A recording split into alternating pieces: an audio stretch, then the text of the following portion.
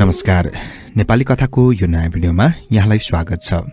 आजको भिडियोमा विश्वेश्वर प्रसाद कोइरालाज्यूद्वारा लेखिएको उपन्यास नरेन्द्र दाइको भाग 2 लिएर आएको छु। कथालाई अन्त्यसम्म सुनिदिनुहोला। भाग 2। यो त हामी बालकलाई पनि निश्चित थियो कि यस सन्धिले एक साँझको मेलमिलापको कुराले नरेन्द्र र गौरीका बीचको त्यत्रो खाडालाई पूर्ण सक्दैन। जुनसुकै कारणले बन्न गए पनि एकचोटि खाल्डो भन्यो भने सदाका लागि दुई मानव हृदयले खाल्डोको वारपार नै रहनुपर्छ। र झन् समयको गतिले स्थितिमा पूरा आधिपत्य गर्न सक्यो भने खाडलका दुईपट्टि उभिएका मानव हृदय आपसमा पृथकै रहेर नयाँ मनोलोकका, नयाँ सम्बन्धका नयाँ जराहरू हाल्न थाल्छन्। पृथक पृथक धरतीमा जरा हालिसकेका प्राणीहरू फेरि कसरी आपसमा एक हुन सक्छन्? तैपनि एउटै परिवारमा रहेर पनि छन् पति पत्नीको सामाजिक सम्बन्धको संज्ञा धारण गर्ने नरनारी। गौरी र नरेन्द्रको बेमेल आचरणले जुन एउटा भारी निश्वासिने वातावरण हाम्रो घरमा बन्न गएको थियो, त्यो बाबु साहेबको प्रयासले हट्न गयो भन्ने धारणाले त्यो साँझ बडो उत्साह र उत्सवमा बित्यो। बाबु साहेबले नरेन्द्रबाट केवल यति मात्र वचन लिन सक्नुभयो, गौरी परिवारको सदस्य जस्ती मानिने छिन्।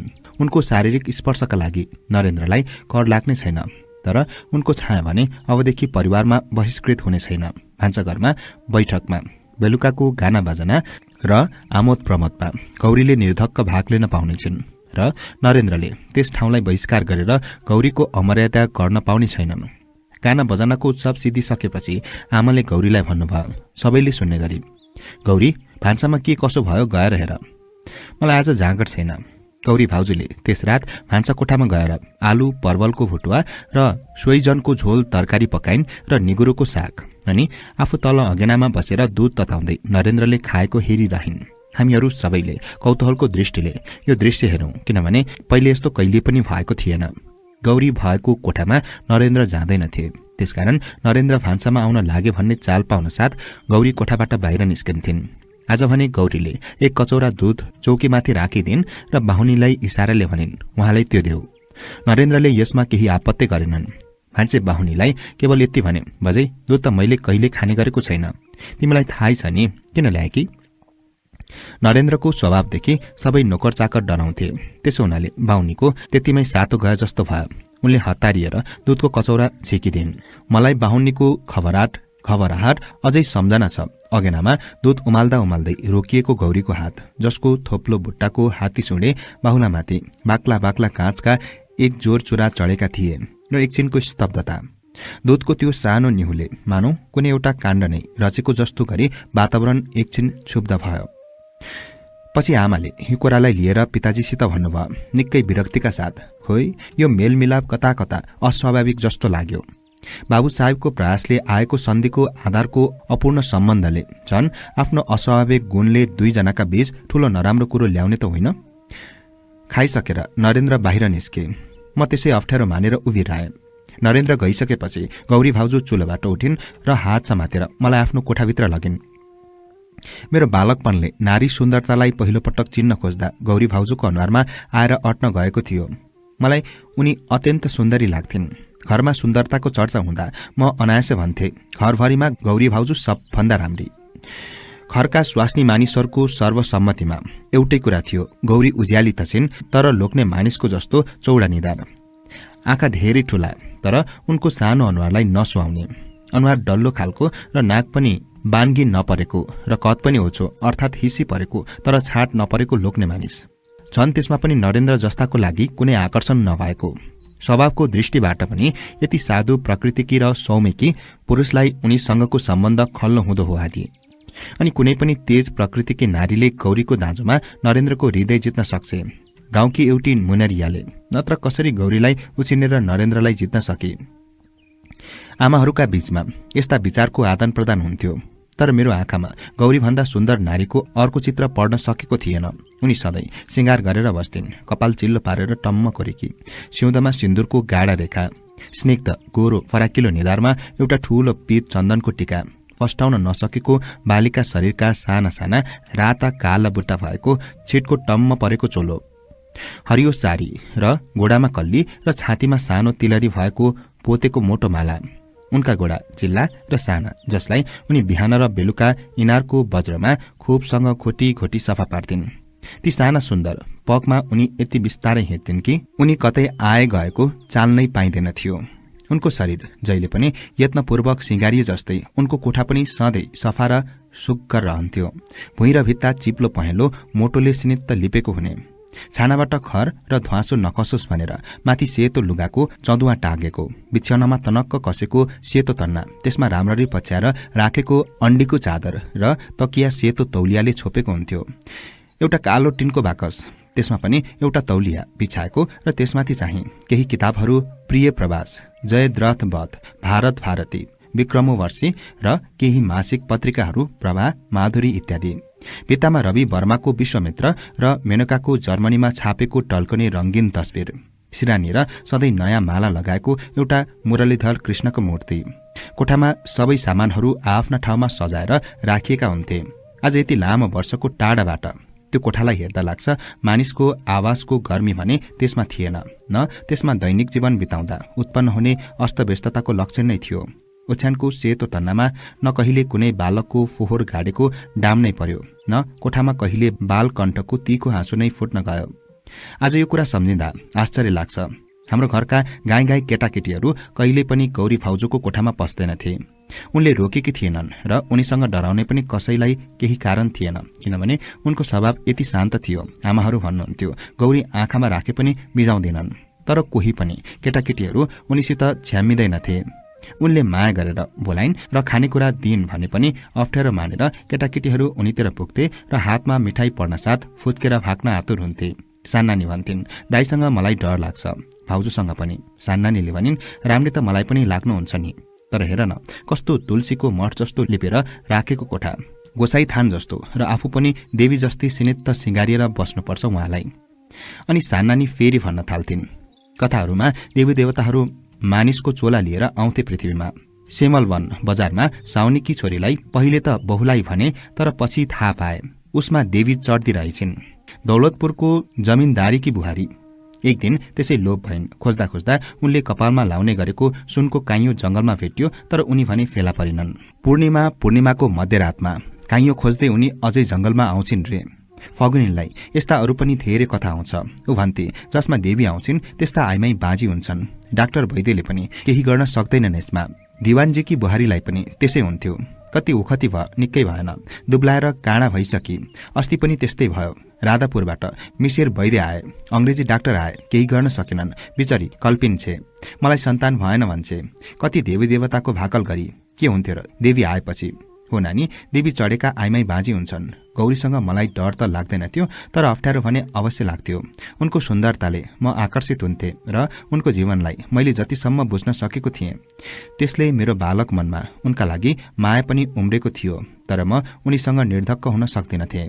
उनको कोठाको व्यस्तता, स्वयं उनको सफाईको ध्यान र उनको शान्त व्यवहारले मलाई त्यसै उनीबाट टाढा राख्थ्यो। मलाई अहिले सम्झना हुन्छ, एकचोटि पनि आफ्नो मनले उनी कहाँ गएर मैले भनिन गौरी भाउजू मलाई मिठाई दिनुहोस्, अनि यो पनि भनिन मलाई भोक लागेको छ। म उनको सौन्दर्यको बाल पुजारी थिएँ। सानो मुठोमा अटेको प्रेमले टाढेबाट उनलाई माया पनि गर्थे। उनी नै मलाई हात समातेर आफ्नो कोठामा लैजान्थिन्। दिउँसो भात खाएपछि त बानी बसे जस्तै सधैँ उनी मलाई तानेर लग्थिन्। सुपारी खाने बानी उनीले पारिदिएकी हुन् मलाई। एक दिन उनले भनेकी थिइन्, बाबु यो सुपारी उहाँलाई दिएर आउन। मैले सोधे कसलाई? फेरि उत्तिन खेर भने बुझे। अनि बडो उत्साहले दौडेर सुपारी नरेन्द्र दाईलाई लगेर दिए र स्वास्वा गर्दै भने गौरी भाउजूले दिएको। नरेन्द्रले त्यो पोको बाहिर फ्याँकिदिए। फेरि गौरी कहाँ पुगे। गौरीले सोधिन् के भन्नुभयो उहाँले बाबु? मेरो कुरा सुनिसकेपछि उनको सानो शरीर अनौठो किसिमले काँप्यो, हाँसेको जस्तो गरेर। मुख खुम्चियो, तर हाँसोको उज्यालो एकदम लोभ भएको खुम्चाई। उनले मलाई समातेर आफूतिर तानिन् र पहिले त मायाले मलाई सुमसुमाइन्, तर पछि मसँग टाँसिएर रुन पो लागिन्। म अप्ठ्यारो मानेर फुत्किन चाहन्थे। उनले मलाई झन खुब जोडसँग अट्याएर रुँदै मेरो मै खान थालिन्। उनको आँसुले मेरो गाला पनि भिज्यो। उनको कपालको चमेलीको तेलको गन्धले म निस्सासिन थाले। मलाई उनीसँग अप्ठ्यारो लाग्ने यही कुरा थियो। बिना कारण हताट मलाई बडो बेगले समातेर निर्दयतासँग उनी मेरो मै खान थाल्थिन्। धेरै ठूलो उमेरकी गौरीको शरीर अझै अविकसित बालिकाको जस्तो थियो। कदमा पनि हामी एकनासका साना थियौं। उनले त्यसरी माया गरेको अनौठो थियो। सहज किसिमको, आमाले मै खाए जस्तो होइन र उनको माया नै नपाए जस्तो केवल एकदम कठोर निर्दयतापूर्ण पेलाइ। उनको हाँसो पनि रोएको जस्तो र त्यस्तै रोएको पनि हाँसेको जस्तो। उनको सानो शरीर एकैचोटि कठोर हुँदै जान्थ्यो, थर्किँदै जान्थ्यो र आँखाबाट निशब्द बलिद्र धारा झर्न लाग्थे। त्यसपछि हठात शान्त भएर उनले मलाई भनिन्, जाऊ बाबु, म एकछिन सुत्छु, ल यो सुपारी खाऊ। उनका आँखा गाला, नाक राता थिए। म बाहिर निस्कनुभन्दा पहिले नै उनी खुप्लुक्क ओछ्यानमा पल्टिन्। यस प्रकारले उनले सधैँ भात खाएपछि मलाई सुपारी दिन थालिन् र बीचबीचमा उग्र रूपबाट माया पनि गर्न थालिन्। मलाई खबराहट हुन्थ्यो। यही एउटा कारण थियो म पनि उनीबाट तर्किन खोज्थे, तर उनी मलाई तर्किन कहाँ दिन्थिन् र। उनको यस्तो अनौठो आचरणले मलाई एक प्रकारको लाज पनि अनुभव हुन्थ्यो र लाजले नै गर्दा मैले सान्नानीसँग पनि उनको यस्तो असंयमी प्रेमको व्यवहारको चर्चा गरिन। गुप्त सुखको रूपमा यसलाई कसैको आँखामा पर्न नदिएर लुकाएर राखे। मलाई यस्तो पनि लाग्थ्यो कि यो कुरा कसैमा प्रकट हुन दिँदा गौरीको असम्मान हुन्छ। त्यस दिन नरेन्द्र भात खाएर गएपछि अगेनाबाट उठेर मलाई तान्दै गौरी कोठाभित्र पसिन्। एउटा सानो किस्तीमा ताछेको सुपारी, ल्वाङ, सुकुमेल, अलैँची र राम्ररी मसिनो चिरा पारेर काटेको छोरा, मुनक्का, दाखहरू सजाएर राखेको थियो। उनले मेरो हातमा किस्ती दिँदै भनिन्, जाऊ बाबु, उहाँलाई यो दिएर आऊ। अनि उनले किस्तीलाई आफैले फुलबुट्टा हालेको रुमालले ढाकिदिन्। यसपालि पनि हुत्ताइदिने पो हुन् कि भन्ने डर त थिएन, तर तैपनि एउटा ठूलो काण्डको आशंकाले काप्दै म नरेन्द्र कहाँ पुगे। बिस्तारै डराई उनले यति मात्र भने, म सुपारी खान्न लैजाऊ। किस्ती लिएर म दौडिँदै फर्किएँ। गौरी भाउजूले एक तमासको अनुहार लाइन्। केही दिन पहिले दुध उमाल्दा उमाल्दै उनको अनुहार यस्तै भएको थियो। मलाई मै खाएर मसलाहरू दिँदै उनले टोलाएर मलाई हेरिरहिन्। बाबु साहेबले गराएको मेल बेलुकी पखको पश्चिम आकाश जस्तो एकछिनका लागि रङ्गीचङ्गी भएर टल्कियो। पहिलो पल्टै सबै कुरा फताभुङ्ग भयो। भान्दाईको शब्दमा तासको घर जस्तै र नियतिको हातको कौशल पनि कस्तो थियो कि यो अवश्यम्भावी दुखान्त नाटकको कारण निमित्तको रूपमा स्वयं नरेन्द्रकै आमा हाम्री कप्तानी आमा हुनुभयो। कप्तानी आमाको हाम्रो परिवारमा सबभन्दा सम्माननीय पद थियो, उमेरले र स्वभावले पनि। पिताजी भन्दा ठूली भएकीले पिताजी उहाँलाई भाउजू भन्नुहुन्थ्यो। आमाहरू त उहाँलाई सासू जस्तै मान्नुहुन्थ्यो। उहाँ विधवा हुनुहुन्थ्यो र उहाँको धेरै समय पूजापाठमा नै बित्थ्यो। भानुभक्ति रामायण उहाँलाई कण्ठस्थ थियो। महाभारतका कथा र नीतिवाक्यहरू उहाँको जिब्रोको टुप्पामा रहन्थे। बीचबीचमा रामायण र महाभारतका टुक्का, श्लोक र नीति वचनलाई मिठो लय हालेर उहाँ आफ्नो कुराको पुष्टि दिनुहुन्थ्यो। साँझमा पुराण र महाभारतका कथाहरू सुन्नलाई सुत्नुभन्दा अघि हामी केटाकेटीहरू उहाँ कहाँ झुम्मिन्थ्यौं। कहिले कहिले पूजा लगाएको बखतमा नैवेद्य र प्रसाद पनि पाउँथ्यौं। उहाँ मलाई विशेष रूपले माया गर्नुहुन्थ्यो, किनभने उहाँकी कान्छी छोरी सान्नानी मेरी प्रिय बालसखी थिइन्। उहाँ भन्नुहुन्थ्यो, तिमीहरू नङ मासु जस्तै मिलेका छौ। पूर्व जन्ममा नगाएर यस जन्ममा पनि सँगै हुन पुगेका हौ। सान्नानीले लाडे भएर सोधिन्, पूर्व जन्म के आमा? कप्तानी आमा त्यस्तो नरम भएको बेला हामी उहाँको काखमा टाउको राखेर सुती उहाँबाट पुराणका कथाहरू सुन्थ्यौं। उहाँ भन्नुहुन्थ्यो, सबै पूर्वजन्मको भोग हो। अनि त्यसै उदास भएको जस्तो गरेर एउटा सुस्केर हाल्नुहुन्थ्यो। नत्र एउटा छोरो कति आशा लिएर हुर्काए यसरी बाउठिन्थ्यो त। छोरो नरेन्द्रको कुरा सुनेर उहाँलाई दुःख लाग्यो र त्यसैले होला मनको यस्तो अवस्थामा उहाँ सान्नानी र मलाई झन विशेष माया गर्नुहुन्थ्यो। म चुप्प लागेर सुतिरहन्थे। उहाँको न्यानो हुँदै आएको काखमा टाउको गाडेर अर्को काखमा सान्नानीको टाउको हुन्थ्यो। सान्नानी भन्थिन्, कप्तानी आमा म छँदैछु नि, म पाल्छु तपाईलाई। कप्तानी आमा हाँसेर भन्नुहुन्थ्यो, भो तैले पालिस, छोराले त केही गरेन, अब तैले भयो, अब गाईले दाई गरेर पनि। सान्नानी जिद्दी गर्थिन्, पाल्छु, हेर्नुहोस् न आमा, कमाउँछु, ल्याउँछु र सुखसँग राख्छु तपाईलाई, धन्दा नमान्नुहोस्। सान्नानीले केवल सुनेको कुरा, सन्तानहरूले गर्नुपर्ने कर्तव्यका कुरा भनेकी हुन्थिन्, तर कप्तानी आमा त्यसैले पनि झन मक्ख पर्नुहुन्थ्यो र भन्नुहुन्थ्यो, हो तेरो बेहोर मर्दको जस्तो छ, केटाकेटी जस्ती पटक्क छैनस् बरु। अनि मलाई देखाएर भन्नुभयो, तिम्रो स्वभाव सुदो किसिमको छ, सुदो केटो होलाउ जस्तो। म लाज मान्थे, तर कप्तानी आमाको न्यानो मायाको काख र बोलीले बडो रमाइलो पनि मान्थे। अनि कप्तानी आमा हाम्रो कपाल सुमसुमाउनुहुन्थ्यो। एकछिन केही नबोलेर सान्नानी कपाल कनाउँथिन्, क्वार क्वार गरेर भन्थिन्, चिलाइरहेछ कपाल। उनको कपालको अमिलो गन्ध वास्स मेरो नाकमा पर्थ्यो। कप्तानी आमा फेरि उदास भएर भन्नुहुन्थ्यो, सान्नानी तेरो स्वभावले गर्दा मलाई चिन्ता लाग्छ। बिहा भएपछि घर कसरी गर्ने होस्, दुलालाई कसरी रिजाउने होस्। सान्नानी झन लाडे हुन्थिन्, म दुलाहालाई रिजाउँदिन। कप्तानी आमा भन्नुहुन्थ्यो। दुलालाई नरिजाएर हुन्छ, दुलै भएपछि। सान्नानी भन्थिन्, खै गौरी भाउजूले रिजाएको त नरेन्द्र दाईलाई। कप्तानी आमाको स्वर एकछिन कडा भए जस्तो हुन्थ्यो। भन्नुहुन्थ्यो, त्यसैले त त्यस्तो चाल भएको छ यो घरको। आफू त कुमारी हो कि सदाव हो कि विधवा, घर नै घर रहेन। अब मलाई र सान्नानीलाई एकैचोटि लाग्थ्यो गौरी असल भाउजू हुनुहुन्छ। म त बोल्दिनथे। सान्नानी भन्थिन्, मलाई नरेन्द्र दाई मन पर्नुहुन्न। कप्तानी आमा हठात भन्नुहुन्थ्यो, ल ल। अनि सान्नानीको कपालको अवस्थालाई सम्झेर भन्नुहुन्थ्यो, हेर कस्तो लट्टा परेको कपाल, छिछि लिखै लिखा छ। अनि मलाई भन्नुहुन्थ्यो, यसले तिमीलाई पनि लिखा सार्ले, छिछि छिछि। आफ्नो टाउको उहाँको तिग्रामा राखेरै म कोल्टे फेरेर सान्नानीको मुखामुख हुन्थे र भन्थे, मेरो आफ्नै लेखा छ कप्तानी आमा, होइन त सान्नानी? सान्नानी बडो उत्साहसँग सही थाप्थिन्, हो आमा, उनका लेखा सेता मसिना छन्, मेरा पुष्ट र काला। कप्तानी आमा हाँसेर मायाले सान्नानीलाई यसो खचेट्नुहुन्थ्यो। उहाँको काख हल्लिन्थ्यो। म आफ्नो शिरलाई फेरि सजिलो पारेर राख्थे। कप्तानी आमा भन्नुहुन्थ्यो, तिमीहरू खुब मिलेका छौ, दुला दुलाईले यस्तै मिलेर बस्न सके पो? सान्नानी भन्थिन्, हामी त मिलेरै बस्छौं, पछि पनि होइन त? उनी मतिर फर्केर मलाई सही थाप्न भन्थिन्। मलाई लाज लाग्थ्यो। त्यस बेलासम्म लाज लाग्न थालिसकेको थियो। यस्तो कुरामा पहिले मलाई पटक्क लाज लाग्दैन थियो। यही अस्तिको एउटा सानो घटनाले म सान्नानी भन्दा फरक जस्तो लाग्न थालेको थिएँ। त्यसैले मानौ लाज उत्पन्न गराएको थियो ममा। त्यस दिन बिहानै कप्तानी आमाले सान्नानीलाई अक्षताको टीका लगाइदिनु भएको थियो। औँसी पूर्णिमा कुन के तिथि पर्थ्यो, जब समय समयमा सान्नानीको कालो निधारमा सेतो अक्षता टाँसिन्थे र दक्षिणामा 1-2 पैसा पनि पाउँथिन् उनी। कप्तानी आमा भन्नुहुन्थ्यो, कन्ने केटी त होस्। अनि उनको घोडा पनि ढोक्नुहुन्थ्यो। म नजिकै उभिएर हाँस्थे, सान्नानी पनि हिही गर्थिन्। दक्षिणाको पैसा गाउँको सानो पसलमा खर्च हुन्थ्यो।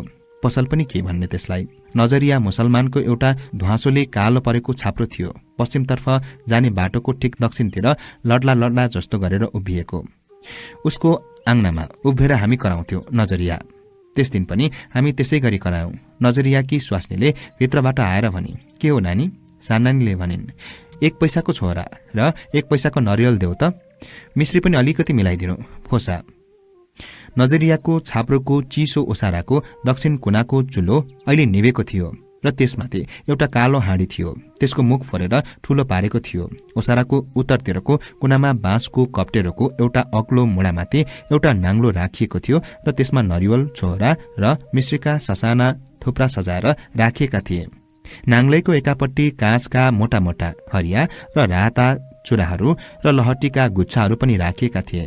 त्यहाँ टाटीको बाँसको अन्तरमा रंगी बिरंगी कागज र सेता र राता टल्कने पाताला तपक र पन्नी कागजलाई पल्टाएर सिउरी राखेको थियो। नजरियाकी स्वास्नीले नाङ्लोबाट टिपेर नरिवल, छोरा र मिश्रीका साना साना टुक्रा हाम्रो हातमा राखिदिए। हाम्रो पैसालाई ओसारैमा बनेको एउटा दुलोमा छिराइदिए।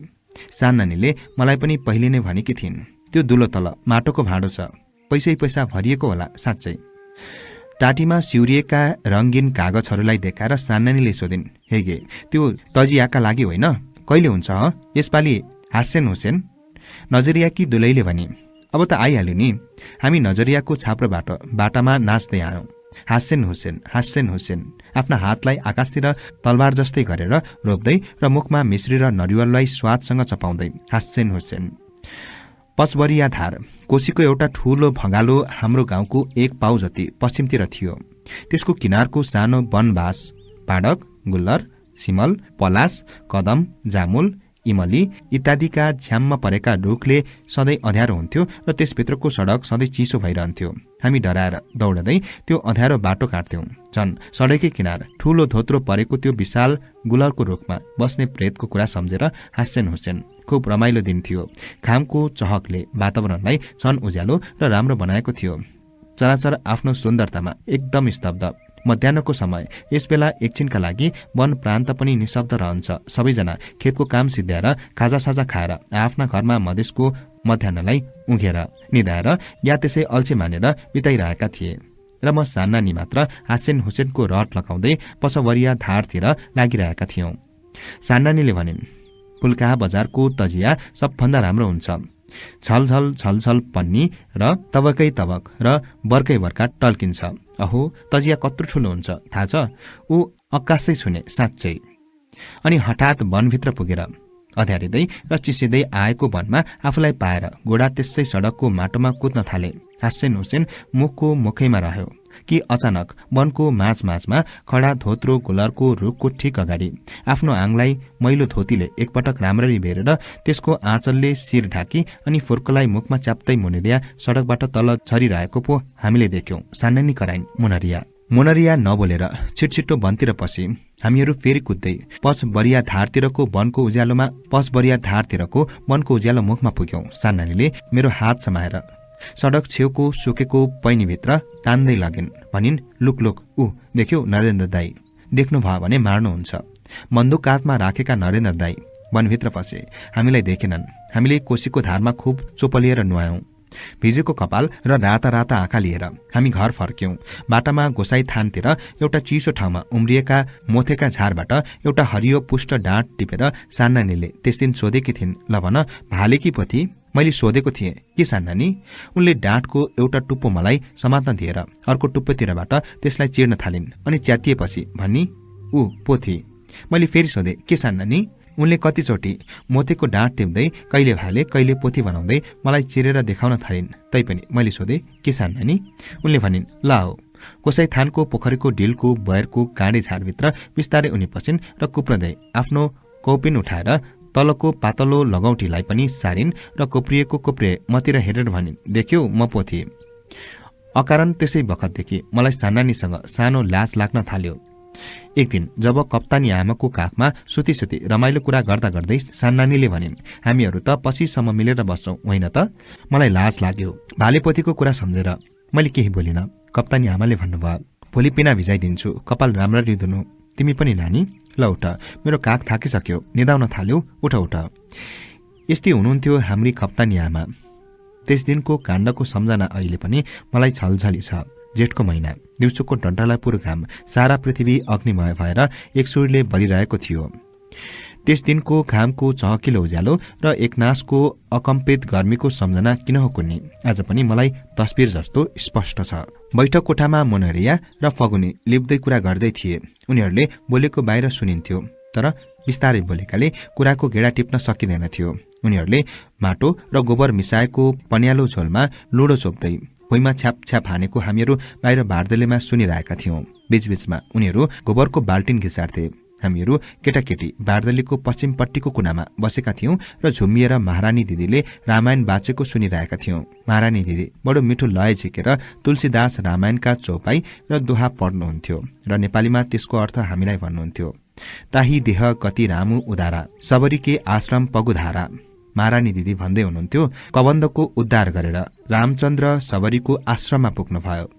पिताजी बाबु साहेब, भान्दाई, नरेन्द्र दाईहरू बारदलीको पूर्वपट्टिको कुनामा बसेर कुरा गरिरहनु भएको थियो। अखबारका खबरको विषयका छलफल कप्तानी आमा बारदलीको बीचमा बसेर दुवैपट्टि कान दिइरहनु भएको थियो। बीचबीचमा महारानी दिदीले रामायण बाँचेको सच्याउनुहुन्थ्यो र साथै पिताजीको कुरामा भाग लिएर आफ्नो विचार पनि प्रकट गर्नुहुन्थ्यो र भन्नुहुन्थ्यो, आजकलका अरू कुरा त कुन्नी के हुन्, तर छुवाछुत हटाउने भन्ने गान्धीको कुरा त मलाई मन पर्दैन। उहाँलाई गान्धी भन्न कहिल्यै पनि आएन। पिताजीलाई विशेष रूपले सम्बोधन गर्दै उहाँ भन्नुहुन्थ्यो, सानो बाबु, स्वराज्य वर्णभेद नमेटाई आउँदैन र? त्यसो भए पहिलेको कालमा छुवाछुत हुँदाहुँदै स्वराज्य कसरी थियो त, कि थिएन? एकछिनपछि हामी केटाकेटीहरूको समाजपट्टि फर्केर भन्नुहुन्थ्यो, महारानी, सबरीको जुठो बयर खाने रामचन्द्रजी त अवतार पुरुष थिए। उनले जे जति गरे त्यति तिमीहरू गर्न सक्छौ र? सत्ययुगको कुरा कलिकालमा चल्दैन, बुझ्यौ? महारानी दिदीले पिताजीको गफको धारालाई समातेर रामायणको त्यस पाठको पढाइ थालेकी थिइन् जसमा रामले सबरीको जुठो खाए भन्ने चर्चा थियो। महारानी दिदी हामी जस्तै छुवाछुत नमान्ने पार्टीकी थिइन्। यही मर्मलाई बुझेर कप्तानी आमाले सत्ययुग र कलिकालको भेद बताउनु भएको थियो। यस विषयमा कप्तानी आमाको पार्टीमा एकजना मात्र थियो, स्वयं उहाँ। तैपनि उहाँको उमेर र उहाँको सम्मानको हकले गर्दा घरमा त्यस्ता धेरै स्थल थिए जहाँ अछुतो द्वार आन्दोलनको प्रवेश थिएन, जस्तो भान्साघर, पूजाकोठा, इनार आदि। कप्तानी आमाको अन्तिम तर्क हुन्थ्यो, म मरेपछि बाबुहरूलाई जे गर्न मन लाग्छ गर्नु, तर म बाँचुन्ज्याल जनी गरेर मेरो जात जाने कुरा नगरिदेऊ। अब कति दिन बाँच्छु र? हामीलाई यस तर्कको कुनै महत्व थिएन। महारानी दिदी, जुन्टु नानी, नरेन्द्र दाई र हामी केटाकेटीहरूको इच्छा चलेको भए चुट्की बजाएर अछुतो द्वार गरिदिने थियौं। तर पिताजी र बाबु साहेब स्वराजको निमित्त त्यति अधीर हुनुहुन्थ्यो क्यार, किनकि उहाँहरू कप्तानी आमाको तर्कको इज्जत गर्नुहुन्थ्यो। नरेन्द्र दाईको भनाइ अनुसार संसारको धेरै प्रगति यस्तै कमजोरी बुढाबुढी प्रतिको बुद्धिहीन आदरको भावनाले गर्दा थामिएको छ। हामीहरूलाई पनि लाग्थ्यो असल कामको सम्पादनमा अनावश्यक ढिलाइ भइरहेको छ। भित्र बैठकको लिपाई सिद्धिसकेको थियो। लुडो र बाल्टिन लिएर मुनरिया र फगुनी तल इनारमा पुगे र हातखुट्टा धुन थाले।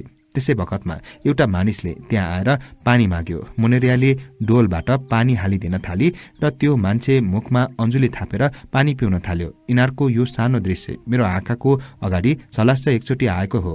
फगुनी हात खुट्टा धोएर हिँडिसकेकी थिए। अचानक कप्तानी आमा चिच्याउनु भयो, के गर्या सत्यानाश भयो। पहिले त हामीले बुझ्न सकेनौं कहाँ के काण्ड भयो। केवल कप्तानी आमाको कुनै अप्रत्याशित दुर्घटनाका प्रतिको आश्चर्य भावना मिसिएको पुण्य आक्रोशले दीप्त अनुहारलाई हामीले देख्यौं। यो घर भ्रष्ट भएर गयो।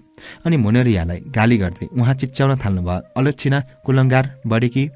त्यसपछि मात्र एकैचोटि सबैले बुझे मुनरियाले सार्कीलाई इनारको बाल्टीबाट पानी खुवाइरहेकी थिए। यो कुरा बुझ्ने बित्तिकै हामीहरूको रामायण पाठ र उता पिताजीको मिठो गफ कता गयो कता। कप्तानी आमा रिसले मुरमुरिएर कराउँदै हुनुहुन्थ्यो, कोही सक्दैन त्यस बोक्सीलाई जगल्ट्याउन, यसले के गर्ने हो। पानी पिउने सार्की कता भाग्यो कता। मुनरिया एक हातले इनारको डोरी समातेर अर्को हातमा बाल्टी लिएर उभिरही र उसको दोष भावनामा नाके बोलीले भने, मैले माथिबाटै पानी खन्याएकी थिएँ। सार्कीले डोल र डोरी कहाँ छुन पाएर कहाँबाट छोइदा इनार छोइने हो, त्यसको बहस त छँदै थियो। नरेन्द्रको प्रवेशले कोलाहल छन थपियो। हामीहरू चुप्प लागेर बस्यौं। पिताजीले बिस्तारै यस काण्डलाई टाढा पार्ने कोसिस गर्नुभयो।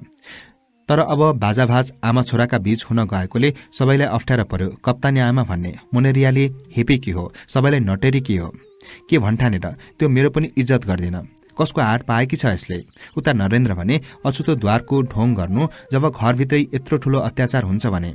आमाले भनिन्, ल हेर सबैले एउटी रण्डीलाई लिएर छोरा आमाको बेइज्जत गर्न सुरिया छ। छोराले भने, इज्जत बेइज्जत सबैको छ। इज्जत चाहनेले इज्जत र मर्यादामा आफै बस्नुपर्छ। आदर्श आदर्श हो। आमा भन्दैमा आदर्शको झण्डा झोक्दैन। केही बेरसम्म त कप्तानी आमा उग्रतर हुँदै जानुभयो। उहाँको त्यस्तो क्रोध कहिले पनि प्रकट भएको थिएन। उहाँको सेतो अनुहार एकाएक फुस्रियो। उहाँको क्रोध बढ्दा बढ्दै अचानक आफ्ना प्रति लान्छना र श्रापको भावना लिन थाल्यो। उहाँ भन्न थाल्नुभयो, छोराले मलाई हेर्ला, मेरो रक्षा गर्ला भनेर 9 महिना मैले पेटमा हुर्काएँ। एक त मलाई तैँले आजसम्म हेर्दै हेरिनस् र झन् आज मलाई भन्नु नभन्नु भनेर बेइज्जत गर्न थालिस् सबको सामुन्ने। हे ईश्वर, यो दिन किन देखायौ मलाई? म बुढीलाई किन लगेनौ पहिले नै म रानीलाई? अनि बलिद्र धारा खसाल्दै पिताजीलाई भन्न थाल्नुभयो, सानो बाबु, अब यस घरमा मेरो गुजराना छैन। काशीवास गर्न जान्छु। छोराले त्यही खोजेको हो। बसोस् ऊ यहाँ रजाई गरेर, जुन रण्डीलाई राख्न मन लाग्छ राखेर। र श्वासा र घुक्क र पिताजीको समवेदनाका अस्फुट वाक्यहरू नरेन्द्रले भने, म नै बस्दिनँ यहाँ। मेरो पनि हातमा छ र मेरो पनि विश्वासका विषय छन् र इज्जतको कुरा भन्ने हो भने मेरो पनि इज्जत छ। आमा भन्दैमा नरेन्द्रको प्रचण्ड क्रोधको परिचय सबैलाई थियो। एकचोटि धेरै वर्ष पहिले उनको आफ्नो बाबुसँग बाजाबाज हुँदा कप्तान भाले भन्नुभएको थियो रे, के सेखी गर्छस् नरेन्द्र, आफ्नै दोलैलाई त पाल्ने हुती छैन। त्यही झगडामा नरेन्द्रले भने रे, कप्तान बा, मलाई धेरै घोचेर नभन्नुहोस्। जाब एउटीलाई मेरो गलामा झुन्ड्याइदिएर बडो उपकार गरेको छु भन्नुहुन्छ भने ल, त्यो तपाईँले मेरो लागि ल्याएकी भने कि तपाईँलाई नै भयो। र साँच्चै नै त्यस दिनदेखि नरेन्द्रले आफ्नै दुलैलाई त्यागिदिए। कप्तान बा स्वर्गवास भएको धेरै वर्ष भइसक्यो, तर उनलाई सुम्पिदिएकी नारीलाई नरेन्द्रले फेरि ग्रहण गरेन। यो जिद्दीपनको कथा सबैले थाहा थियो। त्यसो हुनाले जब आज यो घरमा अब म एकछिन पनि बस्दिन भनेर उठे अनि त्यो पुरानो कुरा सम्झेर सबै डराए। नरेन्द्र साँच्चै नै आफ्नो ढिपीमा घर छाड्न बेर मान्दैनन्। आमाहरूले धेरै सम्झाउनु भयो तर केही लागेन। नरेन्द्रले एकनाथसँग भनिरहे, मेरो यस घरमा अब स्थान छैन। यति मात्र सम्झौता हुन सक्यो कि नरेन्द्रले एक दिनका लागि आफ्नो वचन स्थगित राखेर मुख्य घरमा त नबस्ने तर बाहिरको ग्वाली घरमा रात बिताउने। कप्तानी आमाको पनि काशीवास गर्ने दृढ संकल्प खुकुलो भयो। मुनरिया, जसको कारणले त्यस दिनको इनारको घटना घट्यो, ऊ एउटा धानुकी छोरी थिए। ऊ हामी कहाँ सानोतिनो काम गर्थे, कुचो लाउनु, कोठा लिप्नु, दाउरा बटुलेर ल्याउनु र बीचबीचमा बारीमा गएर बिरुवालाई गोडगाड गरिदिनु, तरकारी टिपेर ल्याउनु इत्यादि। आजको आँखाले हेर्दा उसलाई राम्री नै भन्नुपर्छ। त्यसबेला भने मलाई राम्री लाग्दैन थिए। 17-18 वर्षकी युवती, एकहोरो कसिएको जिउ, कालो वर्ण। जुन्टु नानीलाई भने यस्तो लाग्थ्यो कि उनको चलेको भए मुनरियालाई सर्वसुन्दरी भनेर घोषणा गर्ने थिइन्। भन्थिन्, एकहोरो कसिएको जिउ, कस्तो छरितो, कस्तो उग्रेको कृष्ण वर्ण होइन त महारानी दिदी।